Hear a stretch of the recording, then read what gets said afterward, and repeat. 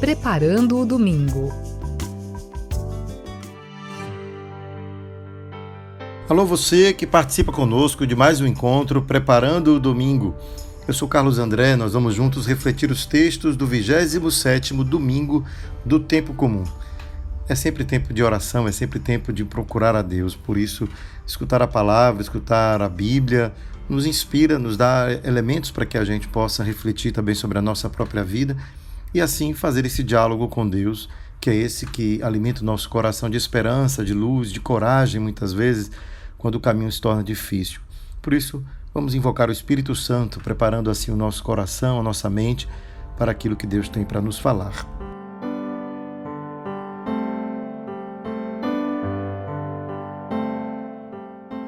Venha Espírito do Pai e do Filho, venha Espírito de amor, venha Espírito de infância, de paz, de confiança e de alegria. Vem alegria secreta que brilhas através das lágrimas do mundo. Vem Espírito Santo, vida mais forte que nossas mortes. Vem Pai dos pobres e advogado dos oprimidos. Vem luz da eterna verdade e de amor derramado em nossos corações. Permanece em nós, Santo Espírito de Deus. Não nos abandones, nem no duro combate da vida, nem no momento em que tocarmos o final da caminhada. Vem, Santo Espírito de Deus. Amém. A primeira leitura é tirada do livro do profeta Isaías, que diz assim: Vou cantar para o meu amado o cântico da vinha de um amigo meu. Um amigo meu possuía uma vinha plantada em uma encosta fértil. Cercou-a, limpou-a de pedras, plantou videiras escolhidas, edificou uma torre no meio e construiu um lagar, esperando que ela produzisse uvas boas, mas produziu uvas selvagens. Agora, habitantes de Jerusalém e cidadãos de Judá, julgai a minha situação e a da minha vinha. O que poderia eu ter feito a mais por minha vinha e não fiz? Eu contava com uvas de verdade, mas por que produziu ela uvas selvagens? Pois agora vou mostrar-vos o que farei com minha vinha. Vou desmanchar a cerca e ela será devastada. Vou derrubar o muro e ela será pisoteada. Vou deixá-la inculta e selvagem. Ela não será podada nem lavrada. Espinhos e sarças tomarão conta dela. Não deixarei as nuvens derramar a chuva sobre ela. Pois bem, a vinha do Senhor dos Exércitos é a casa de Israel, e o povo de Judá sua dileta plantação. Eu esperava deles frutos de justiça, e eis a injustiça. Esperava obras de bondade, e eis a iniquidade. Esse texto parece quase um desabafo do profeta, que reconhece todas as coisas maravilhosas que Deus fez para o seu povo, e compara, portanto, a um homem que cuida da sua vinha, que escolhe videiras especiais, planta, cuida, e assim ele reconhece que na história deste povo Deus nunca o abandonou, nunca deixou sem as suas bênçãos, sem o seu cuidado. E cada um de nós pode dizer a mesma coisa: eu sou vinha do Senhor. Porque eu também me reconheço como alguém que recebeu de Deus um dom, o dom da vida. E também recebemos dele o dom da fé, o cuidado nos momentos de dificuldade, de sofrimento. Deus estava presente a nos ajudar, a nos fazer compreender tantas vezes coisas que bastava que nós tivéssemos uma luz interior para compreender que era possível superar. E quantas vezes encontramos um amigo que foi o rosto de Deus para nós? Tudo isso revela o cuidado de Deus para a nossa vida. Mas se ao contrário de agirmos como pessoas que são capazes de agir como Deus, né? Distribuindo aos demais também generosamente aquilo que recebemos. E o que é que recebemos? Né? Recebemos aquilo que Deus tem para nos dar, que é a vida, é a capacidade de construir coisas, de viver juntos, de compartilhar. Mas quem vive egoísta, pratica a injustiça, esquece-se, portanto, de Deus.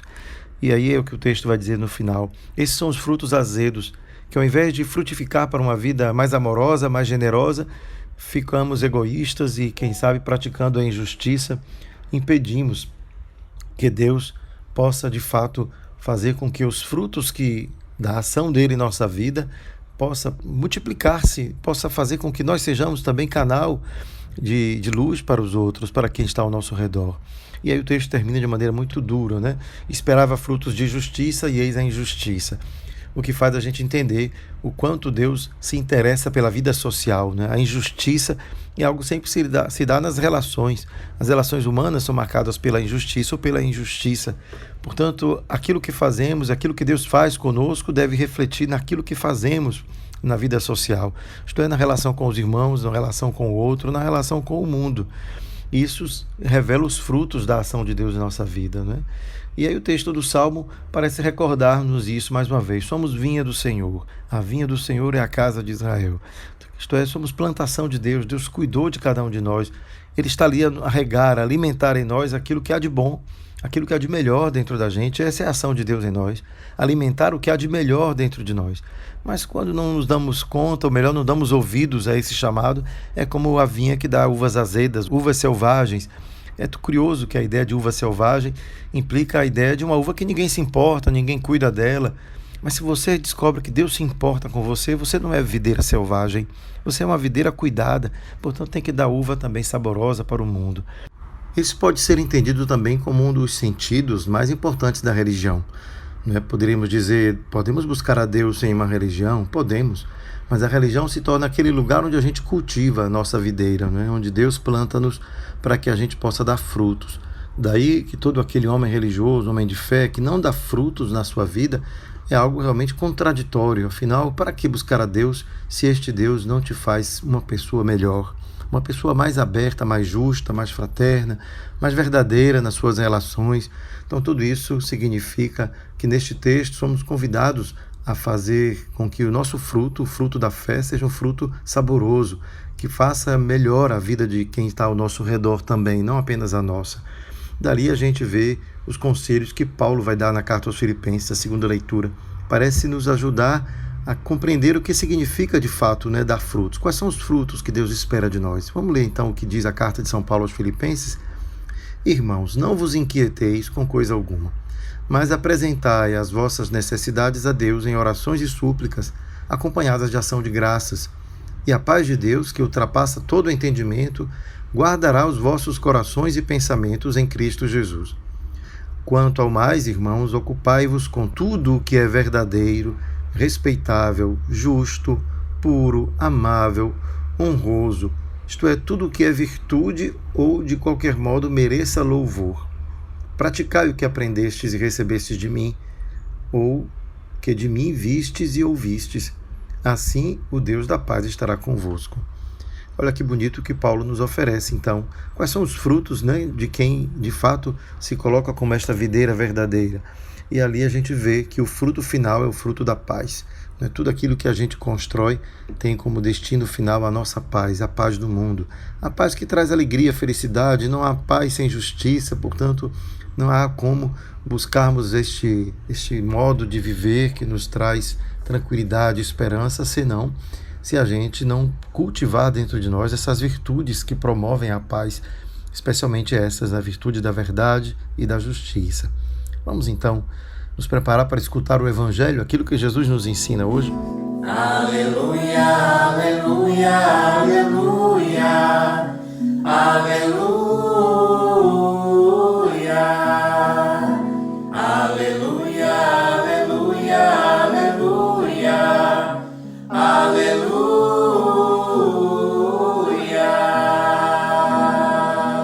Evangelho de Jesus Cristo segundo Mateus. Naquele tempo, Jesus disse aos sumos sacerdotes e aos anciãos do povo: escutai esta outra parábola. Certo proprietário plantou uma vinha, pôs uma cerca em volta, fez nela um lagar para esmagar as uvas e construiu uma torre de guarda. Depois arrendou a vinhateiros e viajou para o estrangeiro. Quando chegou o tempo da colheita, o proprietário mandou seus empregados aos vinhateiros para receber seus frutos. Os vinhateiros, porém, agarraram os empregados, espancaram a um, mataram a outro e ao terceiro apedrejaram. O proprietário mandou de novo outros empregados, em maior número do que os primeiros, mas eles os trataram da mesma forma. Finalmente, o proprietário enviou-lhes o seu filho, pensando: ao meu filho eles vão respeitar. Os vinhateiros, porém, ao verem o filho, disseram entre si: este é o herdeiro. Vinde, vamos matá-lo e tomar posse da sua herança. Então agarraram o filho, jogaram-no para fora da vinha e o mataram. Pois bem, quando o dono da vinha voltar, o que fará com esses vinhateiros? Os sumos sacerdotes e os anciãos do povo responderam: com certeza mandará matar de modo violento esses perversos e arrenderá a vinha a outros vinhateiros que lhe entregarão os frutos no tempo certo. Então Jesus lhes disse: vós nunca lestes nas Escrituras: a pedra que os construtores rejeitaram tornou-se a pedra angular. Isto foi feito pelo Senhor e é maravilhoso aos nossos olhos? Por isso eu vos digo: o reino de Deus vos será tirado e será entregue a um povo que produzirá frutos. Palavra da salvação. A parábola que Jesus nos conta hoje é muito semelhante àquela do profeta Isaías. Logo, nós podemos imaginar que aqueles homens que escutavam as palavras de Jesus conheciam, sabiam tão bem quanto Jesus que o profeta Isaías já havia feito essa comparação. Isto é, já havia comparado o povo de Israel a uma vinha. Mas Jesus aqui toma, portanto, esta simbologia para nos apresentar uma outra lição. Desta vez, Jesus fala de quem foi a quem o dono da vinha arrendou a vinha. Em Isaías não tinha isso, não é? O próprio proprietário que tomava conta da sua vinha, mas ele volta e não encontra fruto, encontra um fruto azedo, selvagem. E aqui Jesus não faz menção ao fruto, a qualidade do fruto pelo menos, mas faz menção àquele que deveria dar conta dos frutos. Isto é, Jesus não questiona que o povo de Israel tenha respondido a Deus com fidelidade, com amor, que tenha dado frutos, mas que esses frutos tenham sido cooptados, tenham sido, digamos assim, possuídos por um grupo que eram aqueles que dominavam o povo e, portanto, Deus vai pedir contas a esses dos frutos da vinha. O que vocês fizeram da minha vinha? E é aquilo que Jesus, então, faz dessa parábola uma espécie de cobrança àqueles que eram chefes de Israel. Se vocês são chefes do povo e este povo pertence a Deus, vocês não podem tomar a vinha como se fossem suas vinhas, porque esta vinha pertence a Deus. Olha como é diferente aqui a lição que Jesus está nos dando, de que este povo é povo de Deus, não povo de quem estiver tomando conta deles. E no caso, aqui, esses homens que vão ser enviados para prestar contas, a gente entende que são os profetas que ao longo dos séculos vieram e falaram e questionaram estes líderes quanto aos frutos de bondade, de justiça que eles deveriam dar, e esses profetas foram mortos, e finalmente vemos, é o próprio Filho, aí é o Jesus a quem nós podemos sim associar ao Filho do dono da vinha. É curioso que no final o texto diz assim, não é, que eles queriam matar o filho para tomar posse da vinha, porque afinal, na tradição, né, da época, se alguém morre sem filhos, os seus dons, o seu patrimônio vai para os seus servos.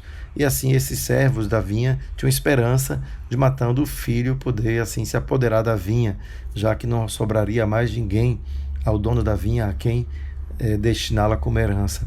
Mas o mais importante é perceber esse detalhe. Estes homens se arvoraram a ser proprietários da vinha que pertence a Deus. E eles, na verdade, eram apenas aqueles a quem Deus delegou a vinha para que eles tomassem conta.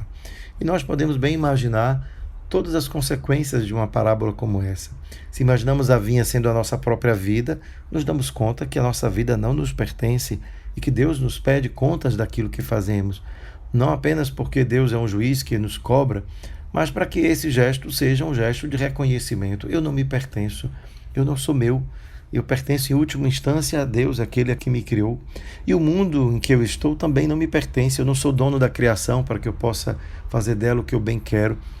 O homem não pode tomar conta da criação como se ele fosse o dono dela, porque os frutos da criação pertencem ao Criador. Nesse sentido, então Jesus nos convida a fazer nesta parábola uma reflexão que pode ir em vários níveis. No nível pessoal, me dou conta da minha vida. No nível planetário, me dou conta de que a criação inteira é como a vinha do Senhor, pertence a Ele. Mas se eu olho para a minha comunidade como vinha plantada do Senhor, me dou conta também que a minha comunidade não me pertence, pertence a Deus. E se eu assumo qualquer compromisso de liderança, qualquer compromisso de responsabilidade junto a este povo, eu devo vigiar para que eu não o faça de modo egoísta, para que os frutos desta vinha, deste povo, não venham a ser consumidos por mim, aquele a quem Deus apenas delegou o cuidado da vinha. Portanto, todo egoísmo que nos afasta do destino, do propósito da nossa própria vida, que é de uma abertura para o outro, de uma abertura para o mundo. Desde o modo como eu encaro também o meu serviço, de modo que entendo a comunidade ou aqueles a quem eu guio, não como propriedade minha, para que eu possa sempre me beneficiar de modo egoísta pelos frutos do trabalho, mas eu perceba que os frutos do meu trabalho, os frutos de tudo aquilo que eu realizo, de algum modo não me pertence e eu devo prestar contas, e os frutos que eu devo dar conta são frutos de bondade, de justiça, não é aqueles que Isaías havia mencionado inicialmente. Vim aqui procurar justiça e encontrei injustiça. E é lógico que quando nós encontramos nesta parábola Jesus que se associa ao Filho, o último a ser enviado, nós percebemos que somos convidados também a fazer este gesto de reconhecimento. Não só não nos pertencemos, mas pertencemos àquele a quem Deus envia, para que assim a gente possa, com Ele, dar frutos. Somos chamados a dar mais frutos, cada vez mais frutos, junto com aquele que nos criou, que nos ama, que nos ofereceu o seu Filho. Por isso mesmo, essa história da vinha, essa parábola da vinha, é uma parábola muito rica, que pode se referir à minha vida, como a vida da comunidade, ou a vida de toda a nação, de todo um povo, de todo o planeta, de todo o universo, porque damos conta que tudo isso é plantação de Deus, não nos pertence, somos apenas seus administradores, e como tais, não devemos, de modo egoísta, tomar posse daquilo que não nos pertence, mas ao contrário, dar contas a Deus, em ação de graças, em louvor, porque reconhecemos que tudo que somos, tudo que podemos fazer, não poderá nos fazer melhores, mais felizes, senão na medida em que reconhecemos a quem pertence tudo que existe. É um gesto de grande comunhão com o mundo esse. Não é um gesto de diminuição da nossa dignidade, mas é um convite à grande comunhão, a perceber que somos todos beneficiários desta vinha e todos somos chamados a dar frutos e que esses frutos precisam ser compartilhados e que ninguém pode tomar posse deles como coisa sua. Portanto, é um convite a uma abertura ao mundo, abertura para o outro, olhar para o universo como parte dele, não como algo que me pertence. Olho para as estrelas e digo: Senhor, também sou da mesma matéria, fui criado com o mesmo amor com que criaste o sol, as estrelas, os animais, a natureza, e é por este amor de Deus por cada um de nós que nós podemos sim continuar dando frutos de fraternidade, de justiça, de paz, que faz com que a vida seja melhor, mais feliz, mais harmoniosa. É isso que desejamos, é isso que a parábola da vinha nos convida, portanto, a romper todo egoísmo, todo sentimento de posse, toda cobiça, para que a gente possa ser mais fraterno e compartilhar a vida. Ensina-nos, Senhor, a vencer toda a forma de cobiça e egoísmo que nos faz pessoas incapazes de perceber que não vivemos sozinhos para nós mesmos, estamos sempre em comunhão, em sociedade e precisamos construir uma vida que seja boa para todos. Ajuda-nos, portanto, a manter sempre o nosso olhar desta forma, voltado para Ti, que é o doador de tudo, a quem um dia também iremos remeter tudo aquilo que recebemos. Que a Tua misericórdia nos acompanhe e nos perdoe hoje e sempre. Pai, Filho e Espírito Santo. Amém. Fica a dica! Nós sabemos que o egoísmo é como uma erva daninha que nos arrasta muitas vezes para a cobiça, para a injustiça, para o mal. Portanto, deixar ser uma vinha do Senhor, ser cuidado por ela e dar frutos bons, não frutos selvagens, azedos, mas frutos bons, é um desafio de todos os dias. Por isso, a dica da semana é permitir que você se olhe e veja: eu tenho sido capaz de dar frutos bons? Como têm sido as minhas relações no trabalho, na escola, na família? Tenho sido gentil, tenho sido amoroso, tenho sido caridoso, tenho sido sensível ao outro, ou tenho ficado cada vez mais isolado e egoísta? Busque descobrir na sua vida se você tem dado frutos bons, saborosos a quem está em sua volta ou frutos selvagens. E descubra como você pode tornar a vida sua e a dos seus companheiros de viagem cada vez mais saborosa, mais agradável. Fica a dica.